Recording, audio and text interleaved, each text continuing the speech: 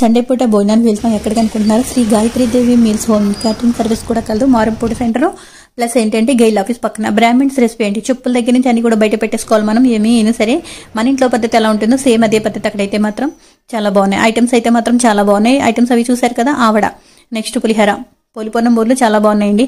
Next టమాటా rice, వంకాయ కూర, beetroot కూర, దోసకాయ పప్పు, ఆనపకాయ పులుసు, ముక్కల పులుసు, ఆనపకాయ, నెక్స్ట్ మజ్జి పులుసు, రసం, పెరుగు, తెల్లమిరపకాయలు, అప్పడాలు, ప్లస్ కొబ్బరికాయ, వాకాయ పచ్చడి, ఆవకాయ, కందిపడం, నెయ్యి, నూనె. వా సూపర్ ఉన్నాయండి. మీరైతే మాత్రం తప్పకుండా వెళ్ళాలండి. మన రెసిపీస్, మన రుచులు, మన తెలుగింటి రుచులు మనం ఎప్పుడు మర్చిపోకూడదు కదండి. అందుకని తప్పకుండా వెళ్ళి తీరవలసిన రెస్టారెంట్ అయితే మాత్రం ఇదే, శ్రీ గాయత్రి దేవి మీల్స్. తప్పకుండా మీరు వెళ్ళాలండి. హోమ్ మీల్స్ అయితే మాత్రం.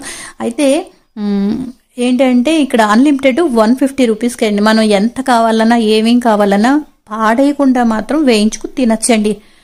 బాగుంది కదా. పచ్చళ్ళు కూడా అమ్ముతున్నారు. 300 రూపీస్ కేజీ అయితే మాత్రం ఆవకాయ, మాగాయి, గోంగూర పచ్చడి చెప్పారు. టేస్ట్ అయితే మాత్రం చాలా బాగున్నాయండి. తప్పకుండా వెళ్ళండి, కొనుక్కు తినచ్చు కూడా.